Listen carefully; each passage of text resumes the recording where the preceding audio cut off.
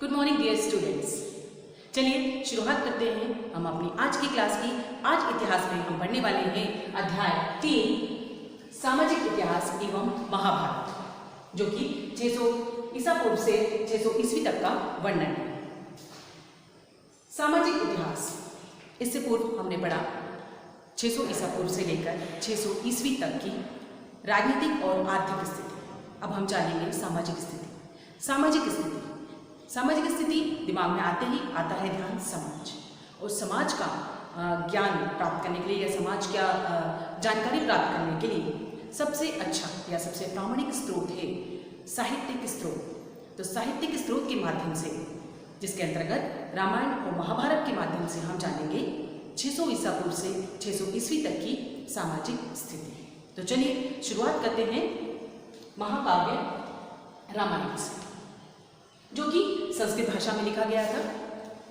महर्षि वाल्मीकि ने इसका रचना की थी।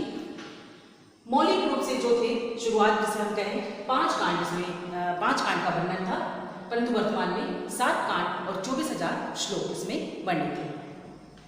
इसमें श्री राम का वर्णन, यानी श्री राम को एक युग पुरुष यानी उनके उस युग के सबसे महान पुरुष, एक आदर्श पुरुष के रूप में दर्शाया है।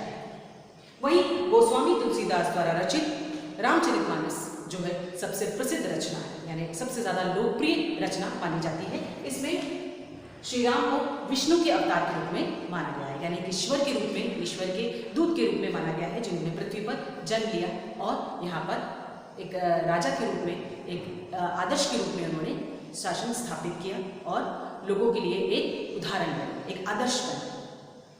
अब हम जानते हैं महाभारत के बारे में। महाभारत संस्कृत भाषा में लिखी गई।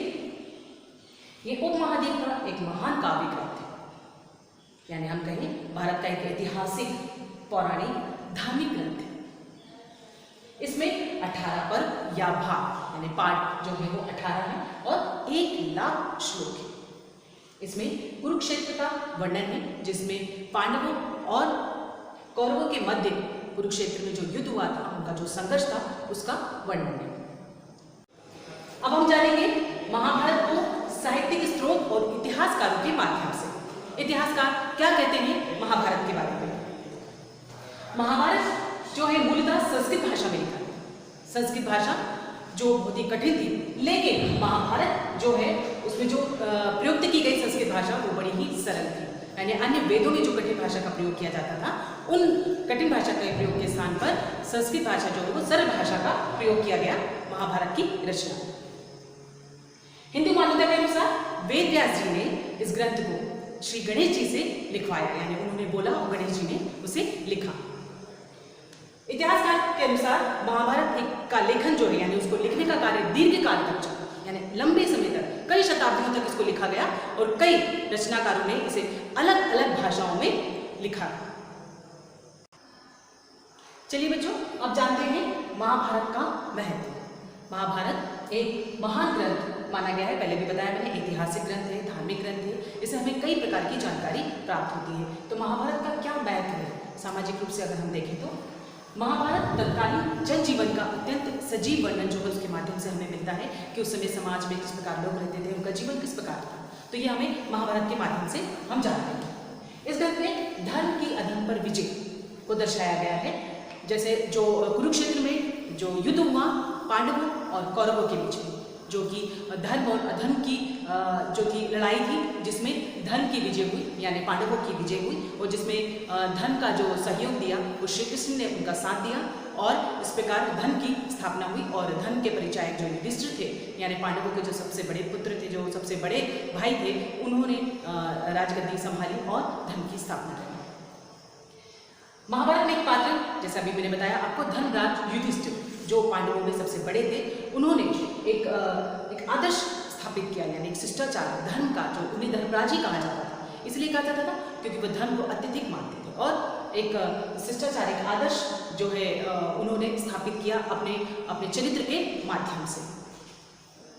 इसके माध्यम से हमें गीता का उपदेश जो कि श्री कृष्ण ने कुरुक्षेत्र में दिया अर्जुन जो पांडवों में एक भाई थे, उन्होंने जब अपने युद्ध में सामने अपने सगे संबंधियों को देखा तो उन्होंने अपने धनुष को रख दिया और युद्ध के लिए इनकार कर दिया। तब उन्हें कर्तव्यनिष्ठ बताने के लिए श्री कृष्ण ने उनको उपदेश दिए, जो गीता के उपदेश कहलाते हैं। उनके माध्यम से उन्होंने बताया उनको, अर्जुन को उनके कर्तव्य का ज्ञान करवाया और साथ ही साथ ये बताया कि हमें कार्य करते रहना चाहिए, कर्म करते रहना चाहिए, फल की इच्छा नहीं करना चाहिए।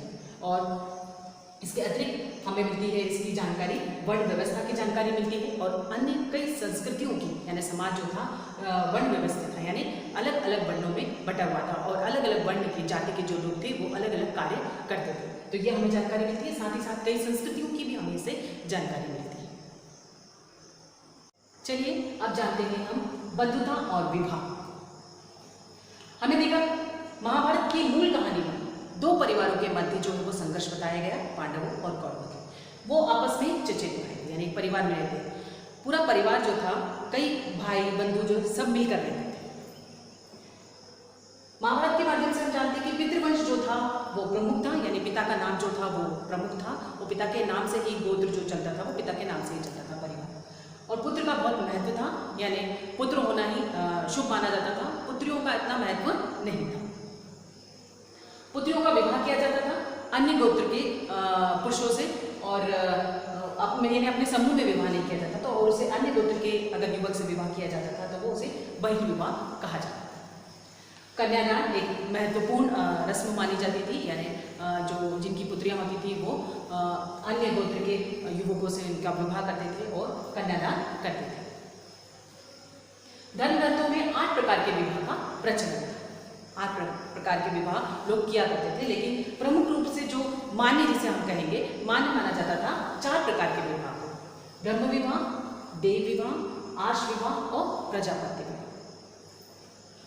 लगभग 1000 ईसा पूर्व के पश्चात ब्राह्मणीय पद्धति प्रचलन में आई और ब्राह्मणीय जो धर्म था और जो नियम थे वो सभी को मानने पड़ते थे। गोत्रों में विभाजन किया गया, मतलब मनुष्यों को, लोगों को अलग अलग गोत्र दिए गए, उनको गोत्र के अनुसार उनको विभक्त किया गया, बांटा गया। और प्रत्येक गोत्र जो था वैदिक ऋषि के नाम से, यानी जो भी ऋषि थे उन ऋषि वंशज, यानी उन्हीं के वंशज, वो जो पर्टिकुलर जो ऋषि होते थे, जो विशेष रूप से जो ऋषि होते थे उन्हीं के वंशज वो माने जाते थे। यानी उस ऋषि के नाम से गोत्र चलता था और उन्हीं के वो वंशज कहलाते थे। 7 महान राजाओं को हम देखें तो 7 महान राजा जो अलग रहे, उन्होंने अपने माता के नाम से उनको जाना गया, यानी मातृ नाम से उनको जाना गया। इससे पूर्व हमने देखा कि पितृवंश का ज्यादा महत्व, लेकिन 7 महान राजाओं में उनकी माता का नाम जो था वो प्रचलित हुआ था। अब जानते हैं हम सामाजिक विषमता, जातीय व्यवस्था के माध्यम से। सामाजिक विषमता यानी समाज विषम परिस्थिति यानी असमान व्यवस्था थी। ऋग्वेदिक काल में देखें तो हम समाज 4 वर्गों में बटा हुआ था, 4 वर्णों में या 4 वर्गों में। ब्राह्मण, क्षत्रिय, वैश्य और शूद्र, 4 वर्ण थे, जिनको योग्यता के आधार पर माना जाता था, बांटा जाता था। योग्यता और उनके काम, जो कर्म वो करते थे, जो भी काम करते थे, उसी के आधार पर उनको वर्ण दिया जाता था। ये ऋग्वेदिक काल की बात है।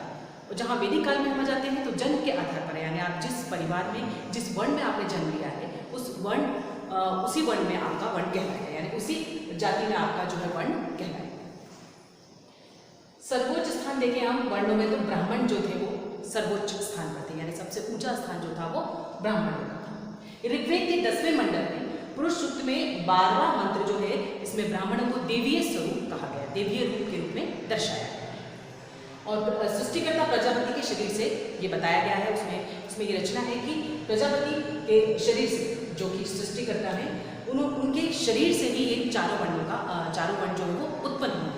श्रीमुख से, यानी उनके मुख से, शरीर के मुख से जो है वो ब्राह्मण जो है वो पैदा हुए हैं, जन्म लिया है उन्होंने। उसके बाद में उनकी भुजाओं से, यानी उनके हाथों से क्षत्रियों ने जन्म लिया है, और उनकी उदर यानी पेट से वैश्य ने जन्म लिया है, और चरणों से यानी पैरों से शूद्र ने जन्म लिया। यानी पूरा शरीर का रूप जो है वो 4 वर्णों में विभाजित है। तो ब्राह्मणों का कार्य क्या था? वेद को पढ़ाना, वेद पढ़ाने का कार्य था, शिक्षा देने का कार्य था उनका, यज्ञ करवाना था। और क्षत्रियों का कार्य देखें तो युद्ध करना, रक्षा करना, देश की रक्षा करना और न्याय करना। वैश्यों का काम था गोपालन यानी गाय को पालना, और कृषि कार्य करना, व्यापार आदि करना। उसके बाद शूद्रों का कार्य इन तीनों वर्णों का, इन तीनों यानी तीनों वर्ण जो थे ब्राह्मण, क्षत्रिय और वैश्य की सेवा करने का कार्य जो था वो शूद्रों का कार्य था। अब हम देखें आगे तो पुत्र को संपत्ति का भाग दिया जाता था, यानी जितने भी पुत्र हुआ करते थे उनको अलग अलग भागों में उस संपत्ति जो माता पिता के मरने के पश्चात उनकी संपत्ति को ना पुत्रों में बांट दिया जाता था। वो बड़ा पुत्र जो था उसको बड़ा भाग दिया जाता था, ज़्यादा दिया जाता था। और अगर स्त्रियों में देखें, पुत्री में देखें तो विवाह के समय जो उसको उपहार दिया जाता था पिता के द्वारा उसे स्त्री धन कहा जाता था, यानी उसे स्त्री का ही धन माना जाता था, उस पुत्री का ही धन माना जाता था और उसे स्त्री धन का नाम दिया गया। वर्णों की आजीविका देखें, चारों वर्णों की जो आजीविका का साधन था, जो आय का साधन था, उनके अलग अलग कार्य, जैसे मैंने बताया आपको तीनों के अलग अलग कार्य थे। लेकिन शूद्रों को जो है कोई पर्टिकुलर कोई ऐसा निश्चित कार्य नहीं दिया गया था, उनको सिर्फ सेवा कार्य नहीं बताया गया था। उनके कार्य में सिर्फ यही था कि इन तीनों वर्णों का क्या करना, सेवा करना। तो यहाँ हमारा अध्याय 3 समाप्त होता है। आज के लिए बस इतना ही। धन्यवाद।